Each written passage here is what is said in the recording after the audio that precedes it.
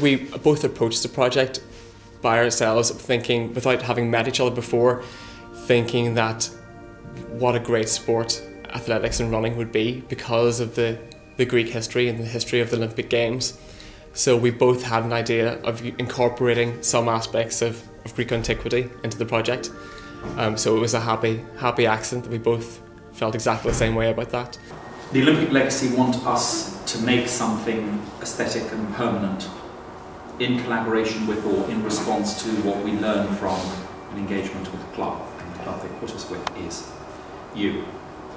The other requirement or stipulation of our funders is that in some way whatever it is that we make is connected to commentary. Carlo and I decided to do a scenario based on Greek antiquity, and we decided upon a runner, a soldier, running for their lives from a mounted enemy on horseback. So we also wanted to include commentary into the piece, so we decided that to have, like in Greek drama, a chorus which comments on the action, but our chorus was going to talk in the idiom of modern commentary. And we decided that that was going to be the external voice describing the action, and there was also going to be the internal voice of the soloist, who was the soldier. So we wanted to have that dialogue between external and internal voices throughout the piece.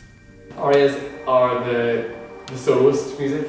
There's going to be soloist and harp, and that's the internal thoughts of the soloist and the runner.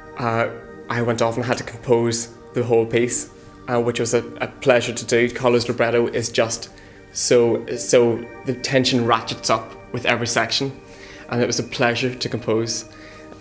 The arias that the soloist sang are the internal voice of the soldier, and the choruses are the commentators, the spectators, the chants from the stands, egging the runner on. When the numbers are, you only use numbers if you don't know who it is.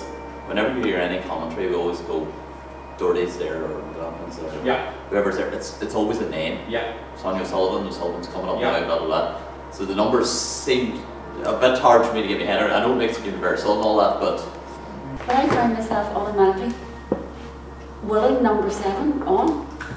I found myself getting right into it and wanting number 7 to win the race. So when you see them on stage, you will have this sort of emphatic sense that this is a stylized, not a mimetic piece. It doesn't aim to represent things as they are. right. Realistically, Yes. it aims to explain or demonstrate, enunciate two things. One, the struggle that goes on inside, the universal struggle, and two, the slightly, in my opinion, snotty, top-down, Olympic, godlike quality of commentary. We wanted it to be as universal as possible, so anyone could stand in the soldier's shoes or sandals. And yeah, we had great feedback. I hope they enjoyed it. I think they did. Because the commentary's saying, 7's coming up, oh dear, that's bad, Yeah, it looks like it's curtains. I mean, there is something very cruel about commentary. Yes. Because it simply describes ruthlessly and brutally what somebody is suffering. Whereas inside, Yeah. they are struggling and filled with agony. The last time Carlo and I were with Sparta in their training ground, we got great feedback. I played the whole mask for them, and they seemed really keen, they seemed really enthusiastic. Everyone was putting their phones on the table trying to record it. And we got really great feedback. They really liked the way that the music brought the text to life. Congratulations and well done on it. It's fantastic hearing that for the first time. I can't wait to hear the piece performed. I've only ever heard it on notation software and in my head, so I can't wait to hear it being performed.